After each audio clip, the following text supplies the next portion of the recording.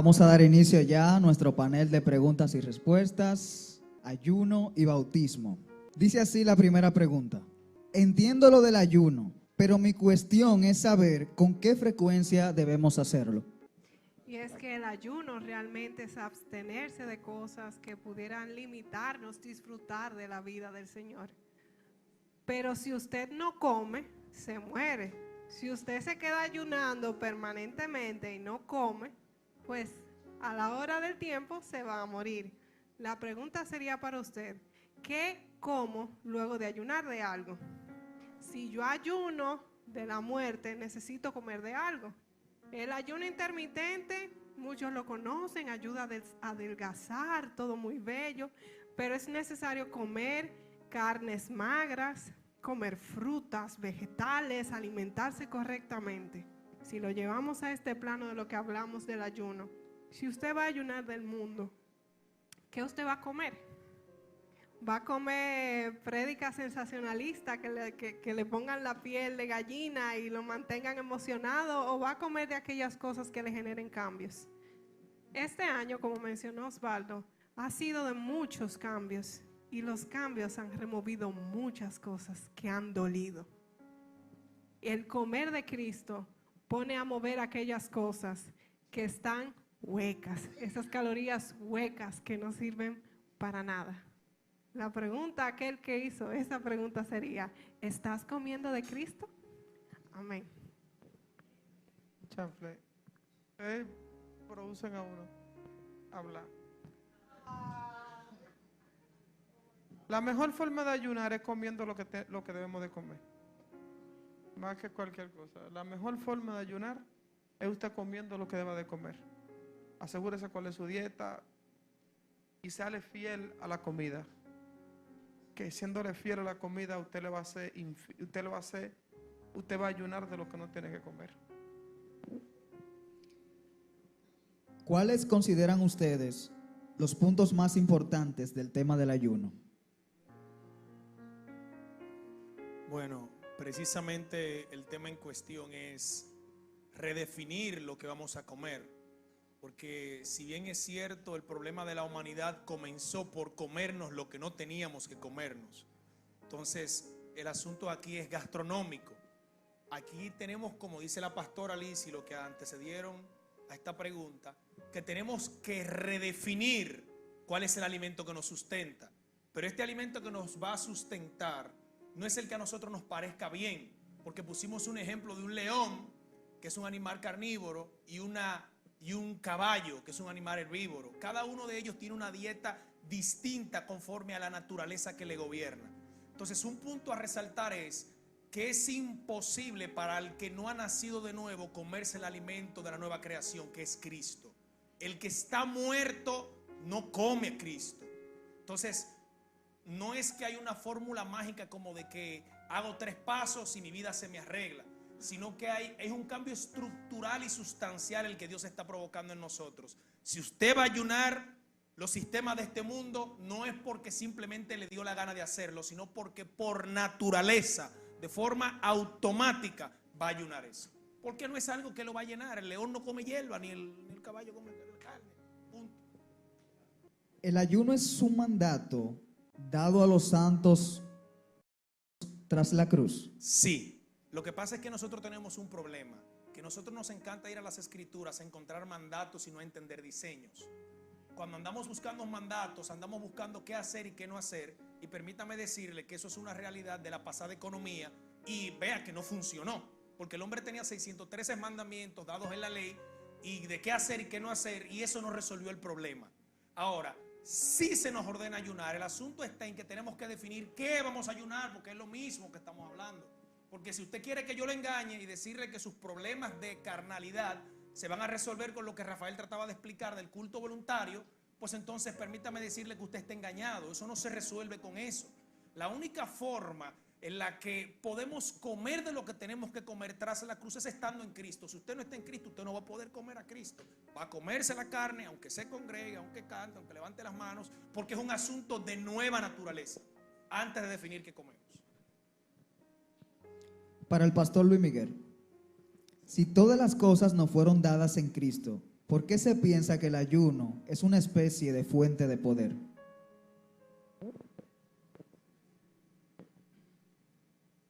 Una pregunta sencilla esa, ¿verdad?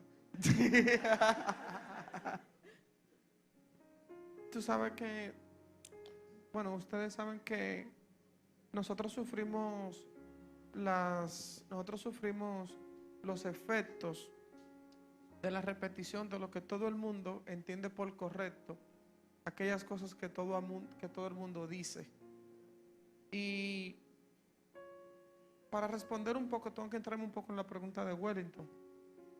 La pregunta de Wellington era, tras la cruz, es un mandato.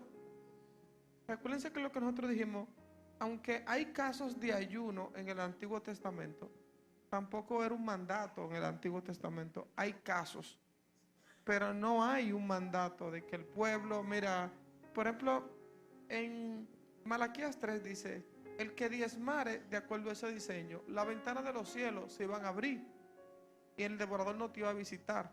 No hay un texto que te diga, bueno, cuando tú practicas este ayuno de abstenerse de alimentos, que es el que por lo regular conocemos, no hay una garantía de que nosotros íbamos a recibir algo. Entonces, nosotros venimos viciados con que el hombre tiene que hacer algo para recibir algo a cambio. Y eso nosotros lo hemos recibido de la formación con nuestros hijos. A nosotros nos enseñan, si te va bien en el colegio, si pasas de curso, te voy a dar un premio. Si cuando te llevo al dentista no llora, te voy a regalar una paleta. Nosotros tenemos un sistema de mérito en nuestra vida diaria. Y ese sistema de mérito, sin nosotros querer, viene a definir nuestra vida de iglesia. Y el ser humano no logra entender muchas veces que no pueda recibir algo si no paga el precio de lo que necesita recibir. Y por eso cuando el hombre ayuna, una de las cosas yo creo que el ayuno es uno de los sacrificios más grandes que el hombre hace cuando se trata de alimentos. Porque nosotros estamos ejercitados a comer diario y nosotros tenemos algunos trastornos donde producto del afán del día a día comemos 5 o 6 veces y algunos entramos en obesidad. Entonces cuando dicen, mira, no comas, eso es uno de los dolores más grandes que uno recibe. Entonces uno dice, ese sacrificio es grande y como es grande el sacrificio, entonces va a ser grande lo que yo voy a recibir de parte de Dios. Entonces, por eso se ha entendido que es una fuente de poder, que el sacrificio más alto es una fuente que va a dar más poder, pero eso no es lo que realmente dice la Biblia. La Biblia no dice en ningún momento, no hay una garantía que por tú hacer tal y X sacrificio, tú vas a tener. Miren, nosotros estamos acostumbrados a ejercitarnos en qué no hacer. Y yo entiendo que tenemos que cambiar la dirección y ejercitarnos en qué sí hacer. No invertamos el tiempo en qué no. Invirtamos el tiempo en qué sí. Vamos a ver que si tengo que ayunar, que si tengo que bautizarme, que si tengo que... Vamos a ver qué debemos de comer. Porque posiblemente nosotros nos pasemos la vida completa sin lograr el objetivo que nosotros tenemos que lograr. Bien, de forma práctica, ¿cómo se puede ayunar siendo un hijo de Dios que quiere crecer en la vida de Cristo? ¿Cómo se puede ayunar Siendo de un hijo de forma Dios. práctica? ¿Cómo le enseñamos a un perro a ladrar? ¿Cómo le enseñamos a un árbol a dar frutos? ¿Cómo le enseñamos al viento dónde dirigirse? ¿Entendieron lo interesante de la pregunta? ¿Cómo tú le enseñas a un nacido de nuevo que necesita comer de Cristo? ¿Cómo tú lo haces eso? ¿Cómo tú le enseñas a alguien que está en la verdad a que hable la verdad? Entonces, cada cosa conforme a su forma, a su razón de ser, a su naturaleza. Yo creo que ya. Dicho un poco más claro lo que Lizzy plantea. Lizzy y yo veníamos comentando ayer algo interesante y es que, y sale a relucir la pregunta hoy, la palabra práctica. Yo le decía a Lizzy, a mí me está preocupando el uso constante del evangelio práctico, cómo llevamos esto a la práctica, y a un punto que ya me está generando cierto nivel de ruido. Y yo le decía, ¿por qué? No hay mejor cosa, señores, de nosotros poder agarrar los asuntos de la vida en el espíritu, a transportarlo en otros sistemas de vida para que nos den respuesta, para ver cómo nosotros reaccionamos a eso. En este mundo donde vivimos tenemos una vida vegetal y una vida animal, donde tienen los animales y tienen los seres humanos. Y por eso le decíamos, Liz y yo comentábamos, le decía, ¿cómo tú le dices a un árbol que tú tienes que ser práctico? ¿Cómo tú le dices a un árbol, mira, tú tienes que llevar a la practicidad? ¿Cómo tú le dices? ¿Cuál es la enseñanza que tú tienes que darle? ¿Cómo tú le dices a un perro, mira, ese comportamiento que tú estás teniendo no es práctico? ¿Cómo tú le enseñas a él qué es lo práctico para un perro? Entonces, tú no ves respuesta a eso, ¿verdad que no? Entonces, ¿cómo nosotros podemos trasladar esto a la vida de la iglesia? Porque hay cosas, señores, que son enseñables, pero hay otras que se manifiestan producto de la naturaleza que nosotros tenemos. Y me voy a anclar en una declaración que Wellington hizo los otros días en una congregación donde visitaba. No hay forma que haya una expresión si primero no hay una impresión. Si primero no hay una impresión de la vida en Cristo, no hay métodos que nosotros podamos darle, no hay hábitos que podamos enseñarle, no hay fórmulas que podamos conjugar. No existe. Si no hay una vida orgánica, producto de la vida de Cristo en usted. Y dirás tú, ¿y cómo yo lo sé? ¿De qué tienes apetitos? ¿Cuál es tu deseo de comer? ¿A qué le dedicas tiempo? Señores, Apple vino a resolvernos la vida a nosotros. Porque Apple, sin ser del espíritu, te dice si tú eres del espíritu o de la carne. Y dirás tú, ¿y cómo? Claro, vaya ajuste, tiempo en pantalla, resumen semanal y va a que usted le dedica tiempo. Se lo dice. Y no va a venir un ángel del cielo a revelárselo. No, te lo dice. Te lo dice. Y ahí tú te das cuenta de que tú estás teniendo apetito. Por eso nuestro apetito, señores, tiene que ser reconfigurado. Porque es verdad que tenemos que hablar de qué hay que comer. Pero si nuestro organismo no lo desea, es probable que nosotros no estemos siendo parte de esa naturaleza en Cristo. Y lo mejor que usted sea sincero y diga, me agarren un líder que usted tenga confianza y dice, pastor, pastora, Wellington, mami, a cualquiera de los líderes, Osvaldo, a cualquiera que usted se acerque, Ángel, cualquiera, Víctor, cualquiera, y le dice, yo no estoy teniendo apetito. Yo necesito que usted ore por mí para que yo nazca de nuevo. Sincero. Sí, porque no podemos perder la vida diciéndote, come, pero tu organismo no lo desea.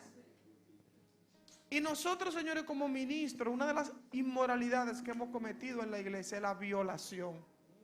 Porque entramos en violación cuando queremos forzarte a que coma algo que tú no quieres.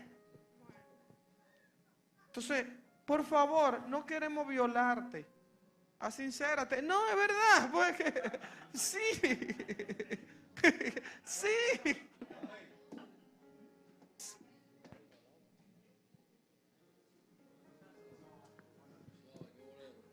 Sí, llevándolo a una forma llana, yo lo diría en mi palabra. Nosotros comenzamos hablando de fuente de entrada y fuente de comida. También creo que fue la pastora que habló de comida chatarra. Entonces sabemos que todo el que quiere crecer o el que necesita crecer, uno como padre, los hijos cuando necesitan crecer, nosotros le damos los alimentos correctos porque necesitan nutrientes específicos. Si usted está comenzando en este camino a aprender, entonces usted tiene que interesarse por los nutrientes que son los que lo van a hacer crecer. Es normal que usted coma y si usted no come, usted se debilita. Entonces, además, estaría decirle que para usted crecer necesita alimentarse. Ahora, ¿cómo se va a alimentar? Tiene que hacerlo de una manera correcta. Eso no necesita ser científico ni nada por el estilo para hacérselo saber. En ese sentido, no me hagan eso. En ese sentido les digo, en esta semana en el discipulado teníamos una conversación que se tornó un poquito interesante porque nosotros hacíamos números. A mí no me gustan los números, pero a veces uno tiene que descender a ese terreno porque uno a veces da por supuesto y por entendido que la gente entiende algunas cosas, pero la gente se te hace loco. Se te hace loco y tú tienes que llevarlo a los números para que la gente entienda. Yo le decía a los hermanos, miren, nosotros, como dice Maribel, las fuentes de entrada, nosotros las tenemos vulneradas en todo el sentido de la palabra. Nosotros tenemos el domingo como el día del Señor, no somos adventistas, pero tenemos el domingo como el día del Señor. Ellos lo tienen el sábado y nosotros el domingo. La semana nos pasamos comiendo lo que nos da la gana y el domingo venimos con el cuentazo de que en 35 minutos de canción y predicación y todo lo que se hable, el pastor me va a resolver con la super pastilla mágica el problema que yo voy a resolver la semana entera. Y es mentira, porque el pastor ha hablado de números. Una semana tiene 176 horas. Cuando uno resta todo lo que uno queda, le quedan 106 horas. El que más se congrega semanalmente entrega 6 horas. Y usted quiere andar por la vida comiendo 6 horas de la verdad y 100 horas comiendo de la mentira y quiere esperar resultados de un hijo de Dios. Y esto va con rebote, palo dolado. Entonces, si uno quiere crecer, pues obvio que tiene que identificar cuál es el alimento que sustente esa naturaleza en la cual yo estoy operando. Porque por más que mi hija tenga un estómago, tenga pulmones, si eso que ella tiene por naturaleza no se incentiva con el alimento, ella no se va a desarrollar. Mire que ella que lo entiende eso, ella tiene que comer. Entonces, si usted quiere crecer, coma de la verdad y ayune un poquito más de la mentira. Por favor. Wellington Castro. ¿Qué es eso de ayunar del árbol de la ciencia del bien y del mal?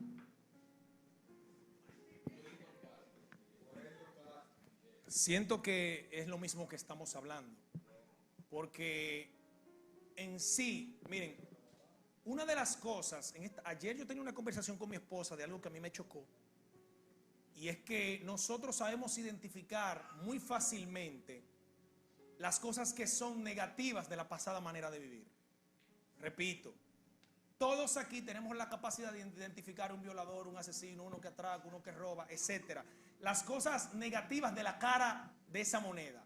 Ahora, se nos hace difícil identificar las cosas que eran buenas o que parecían buenas que pertenecen a la pasada economía. Y en ese sentido, el pastor ahorita, metiéndome en ese terreno, lo traigo acá, habla del concepto de que nosotros construimos meritocracia. El deseo de que nosotros nos incentivamos y nos automotivamos creyéndonos que las cosas las ganamos por nuestras fuerzas. Y se hace imposible, señores, que lo que uno se pase, le hice números hace un ratico, 106 horas en la semana, 15 y 30, cobrando por el sudor de la frente. Se hace difícil creer que cuando nos lleguemos a los ámbitos de fe, diga que Dios no me va a dar por lo que yo hago. Porque tiene que haber una reconfiguración en toda la estructura del ser.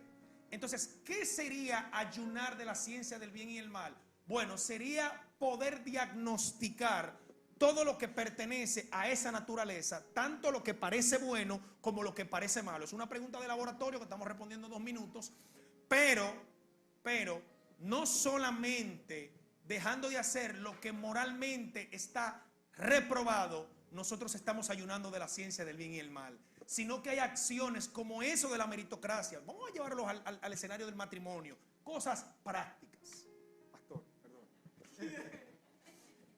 Señores, ustedes se pueden pensar cuántos problemas el esposo ha tenido con la esposa porque él entiende que él se merece que la esposa lo trate de una forma y no es, oye, hay que diferenciar lo que son los méritos de lo que él construye y lo que es honra, porque el marido merece honra. El asunto está que en la operación de la carne y del espíritu uno raya en las 2 líneas. Y quiere saber cuándo usted está rayando en meritocracia y no en honra, porque la honra debe salir de forma espontánea y no puede ser demandada. Espontánea y no demandada. Meritocracia, bueno, yo soy el que trabajo, yo entiendo que yo me merezco que mi esposa me trate de tal forma, tal cosa y tal cosa. Eso son las caras bonitas de la otra moneda que también son de la pasada economía. Mi esposa tiene que honrarme. tiene que honrarme, pero no porque yo lo merezca por lo que yo hago, porque si construimos eso, estamos edificando en el mismo sistema del mundo. Bien, última pregunta del tema ayuno. Si nosotros somos lo que comemos, alguien que no ha nacido de nuevo, ¿puede comer de Cristo? Si somos lo que comemos, alguien que no ha nacido de nuevo puede comer de Cristo. Bueno, yo entiendo que si no ha nacido de nuevo, no puede comer porque no entiende lo que está comiendo. Es lo que yo pienso. Ese es mi punto de vista. Para uno comer correctamente tiene que saber con qué alimento se va a alimentar. Y si no lo sabe, tiene que ser guiado. Bueno, yo tenía deseo de decir esto. Usted puede comer sobre la información acerca de Cristo, pero no de su substancia, de su carácter, de su vida, de su naturaleza, porque usted come correspondiente a la naturaleza misma del contenido. Usted tiene que estar en Cristo para comer a Cristo, más o menos así. Y creo que en el ayuno, uno de los elementos que nos generan más fricción es que a veces nosotros tenemos muy arraigados los conceptos de vida de iglesia y vida secular. Lamentablemente la mayoría de nosotros entendió el ayuno, que usted iba para el trabajo y el diablo se le levantaba porque ese día los compañeros del trabajo le daban una comidita que lo querían hacer sacarse de comunión. Pero no, en el nombre de Jesús nos mantenemos al frente. O un hombre que ha tenido debilidades en la carne y pasa una mujer por ahí que le desestabiliza la vida. Dios mío, hoy que estoy en ayuno, porque es que el diablo sabe. Si usted se pone a dar cuenta, ese ayuno lo que pone en evidencia son esas debilidades que uno tiene. Y uno quiere ocultarla castigándola. Y no es castigo, es muerte. Y esa muerte se da al nacer en Cristo. Entonces, si hablamos sobre el ayuno nuevamente, me gustaría rectificar que usted tenga pendiente que usted es una sola vida. Lo vean a usted aquí o no lo vean, se va a hacer evidente si usted está comiendo de Cristo o no, porque esto va a brotar de manera natural de usted. Agradecemos la escucha y la presta atención que han tenido para con nosotros. ¿Sabe que hay un texto en el libro de Génesis que antecede la creación de la mujer? Y es que dice, y no se halló pareja para Adán. Y no se halló. Así que dice, ¿verdad? No se halló. ¿Verdad? Así que dice, no se halló. Noten lo interesante. Luego de que va pasado un tiempo, se llega a esa conclusión. Sin embargo, había vida vegetal, habían animales. Sin embargo, no se encontró algo con la que él se pudiese asociar. Y era porque sus vidas no eran semejantes. No hay forma de asociarse a Cristo si no hay una semejanza. Por más que usted se disfrace, si no existe esa semejanza, comer de Cristo es una unión por asociación y no se asocia a nada que no sean de la misma naturaleza. Por más, creo que más claro de ahí. Yo quiero dar un ejemplo gracioso. Cuando usted está comiendo algo que tiene como mucho sazón, que usted hace que la gente te dice, Dios mío, tú comiste tal y tal cosa. Ay, sí, ¿cómo tú supiste? Ay, el olor. ¿Entendieron el gráfico? Sí. O aquel que ha tomado mucho alcohol que dice, wow, tú tienes un olor a eso mismo. Hay no la quiero decir. Hay lo que emana de nosotros, esas fragancias por lo que hemos consumido es totalmente evidente. Yo quiero abundar algo sobre lo que estaba diciendo Wellington anteriormente, que yo le contestaba. Él hablaba sobre el esposo y la esposa cuando quiere alguien recibir méritos y que no se lo dan. Pero es que el hombre, cuando fue desconfigurado, ya él no mira desde adentro, es desde afuera. Por eso se nos hace tan difícil reconocer nuestras faltas. Porque yo acostumbro mucho a decir que si usted resbala ahí porque está mojado, usted está buscando a quién acusar. O usted busca, fue que tiraron el agua, era que estaba en el medio. Usted va a buscar una excusa. Usted nunca va a decir que usted no miró, que usted debió de fijarse. Y nosotros todo lo miramos desde afuera, no desde adentro. Por eso siempre tenemos el dedo hacia afuera y no hacia adentro, por la desconfiguración que tenemos. Después que tenemos la nueva naturaleza en Cristo, tenemos que ir aprendiendo a vernos desde adentro. La patilla del engaño es que su pareja es el problema, ¿oyeron? La de la verdad es que el problema está dentro de usted. Una medida de la mentira, del viejo hombre, que ese es el que hay que destruir. Si usted quiere, invierte energía, tiempo, tesoro y talento atacando a la esposa o al esposo porque él es el malo, o al jefe, o al país, o la economía, por sus reacciones explosivas. Pero al final, como decía Alicia, que ahora vamos a hablar del ayuno, del autismo, cuando te exprimen, tú vas a botar de lo que estás lleno. ¿Es el bautismo en agua definitivamente un símbolo?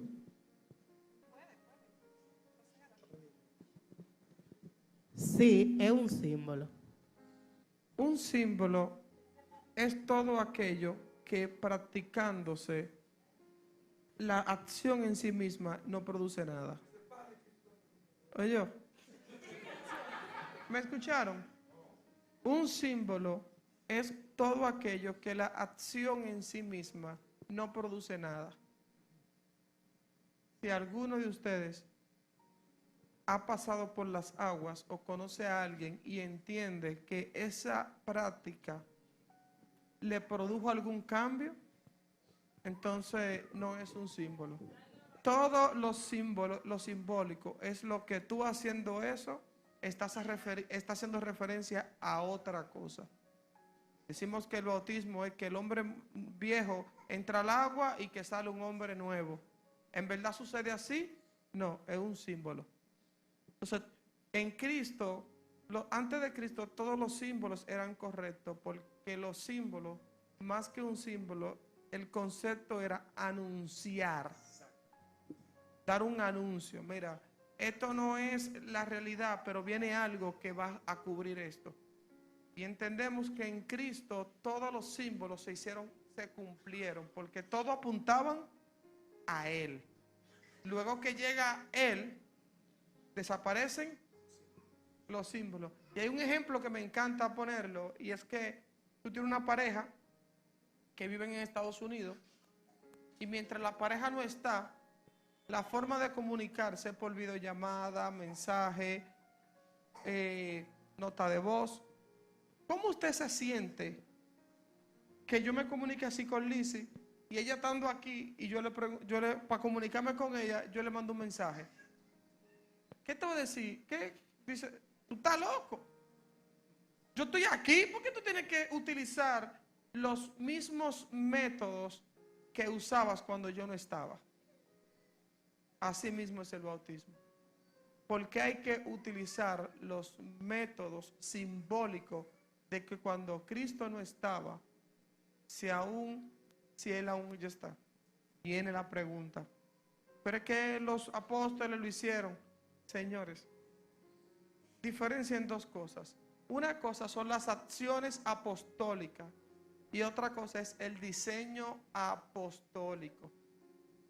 Las acciones apostólicas, muchas de ellos respondieron a la primera etapa, donde ellos estaban confundidos, donde ellos mismos estaban definiendo, donde ellos mismos no sabían, hicieron un caos. ¿Qué vamos a hacer con los gentiles? ¿Qué vamos a hacer? Y esto hay que hacerlo. El mismo Pedro termina diciendo, verdaderamente el evangelio también es por los gentiles. Cuando él dice verdaderamente, es porque él estaba luchando con que eso no era para ellos.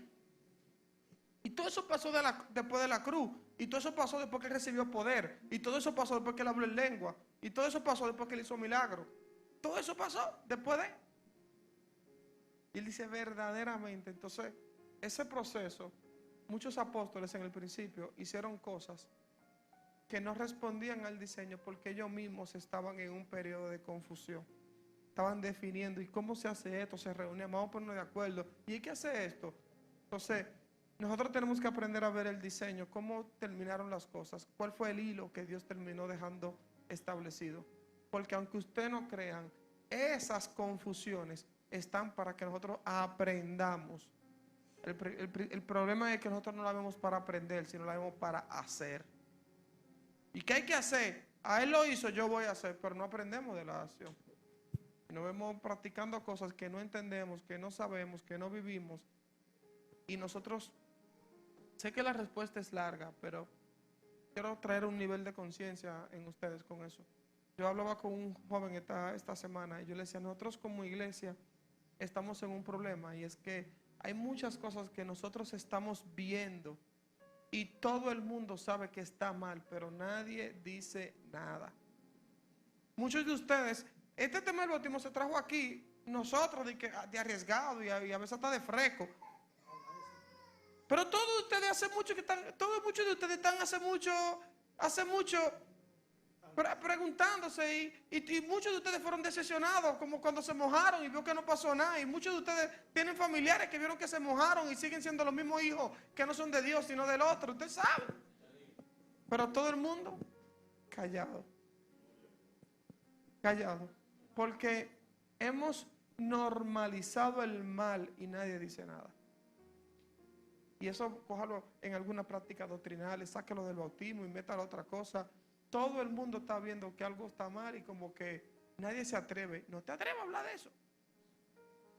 Pero ustedes saben, ustedes se han decepcionado, ustedes han visto.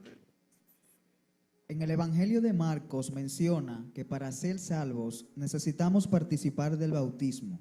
¿Cuál es el vínculo del bautismo con la salvación? Está buena la pregunta. Verdaderamente siempre he dicho que los que se han sentado conmigo a la mesa saben que yo procuro de que se entienda la línea de pensamiento del escritor para poder llegar a las conclusiones de qué era lo que el escritor estaba hablando. Cuando al final de ese escrito Marcos dice que el que creyere y fuere bautizado será salvo, uno no puede agarrar esa palabra bautismo ahí y etiquetársela a Mateo 3, donde Juan está bautizando gente en agua, sino que yo tengo que entender el contexto de todo lo que Marcos viene diciendo para yo poder que esto me haga sentido. Marcos dice que en un momento Jesús está reunido con sus discípulos y ellos le dicen al Señor, la madre de Jacob, los hijos de Zebedeo, perfecto, gracias pastor, que dice que ellos le dicen, cuando tú estés en tu reino, porque ya ellos se huelen que hay una movida aquí, en el gabinete y el exclusivismo tuyo, ponme a uno, no te quiero muchas cosas, ponme uno a la derecha y uno a la izquierda.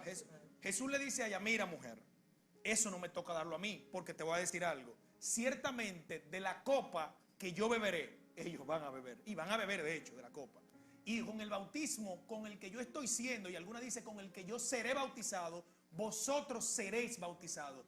¿Qué bautismo se está refiriendo Jesús? No puede ser bautismo al agua, tiene que tener un poco de coherencia la idea, porque ya Jesús inició su ministerio y él no se volvió a bautizar en agua de nuevo. El bautismo al que Jesús está hablando ahí tiene que ver con la muerte en la cruz.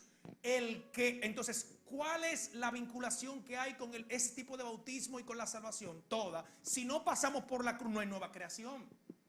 Entonces, si nosotros no somos bautizados en su muerte, como dice Romanos capítulo 6, pues entonces, lo digo, sin muerte no hay resurrección. Entonces, sin muerte no hay salvación. ¿Se entiende más o menos la idea? Saben que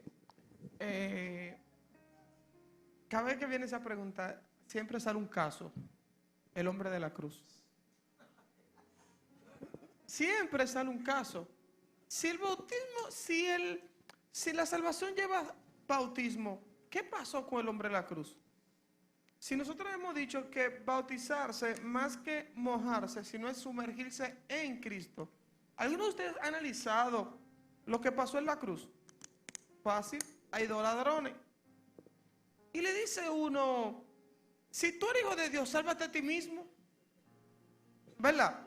Y salta al quien le dicen que estará en el cielo.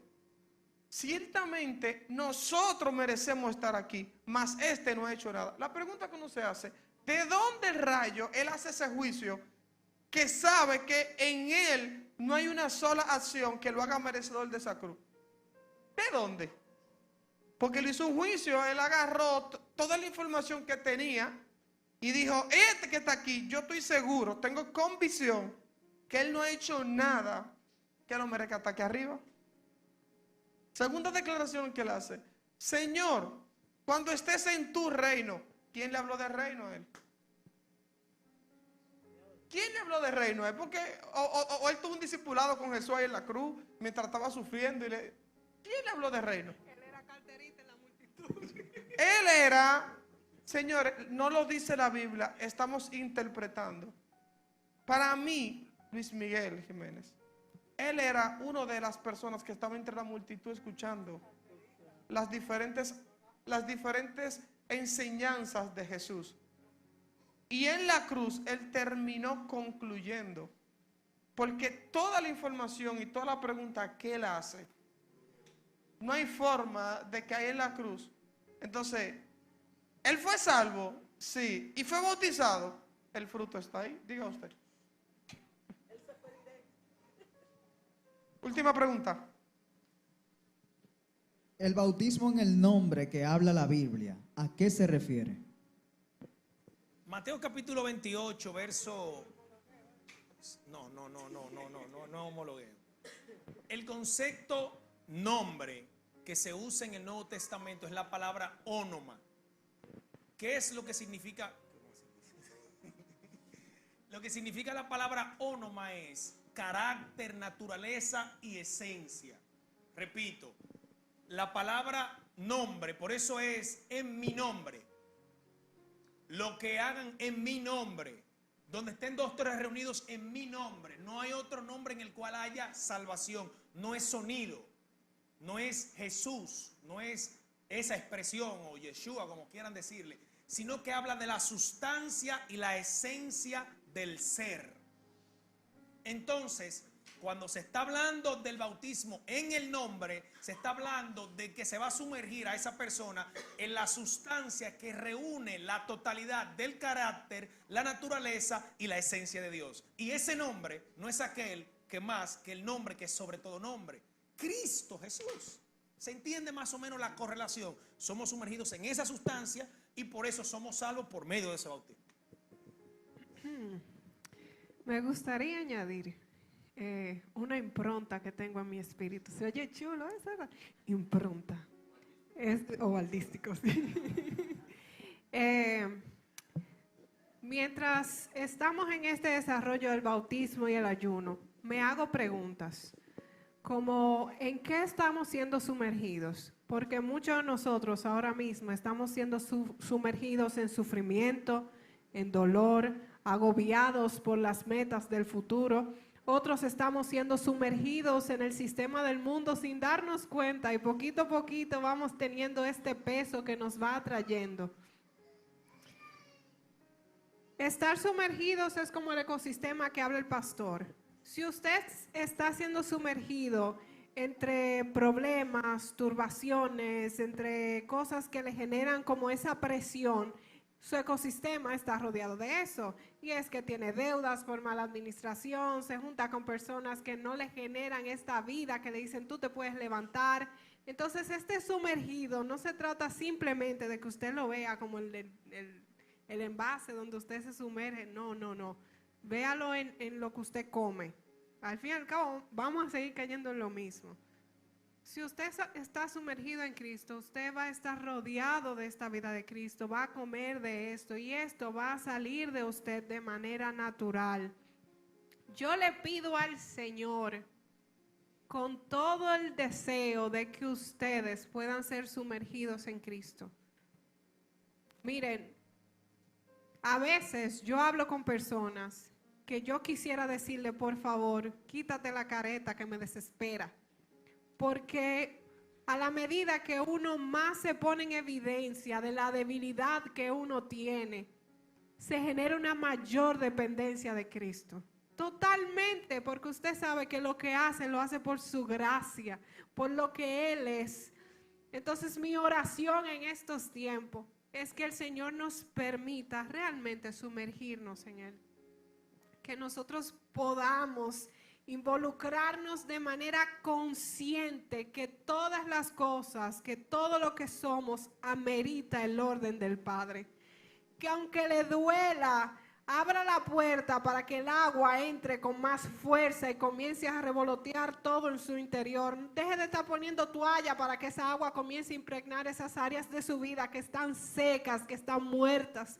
Es necesario que esa vida del Señor comience a inundar todos los espacios de nuestro ser, al final lo que va a salir de nosotros es Cristo. Y si nuestro Padre, nuestro Señor, nuestro Creador tiene cuidado de nosotros, ¿por qué habremos de afanarnos? Estamos intentando sostener una casa en la arena que al final será destruida. La única forma que una casa se puede sostener frente a una tempestad es estando en la roca. Piense usted, ¿dónde está parado? ¿Dónde está fundamentando su vida? Cuando vengan esos momentos de tempestad, ¿dónde está usted?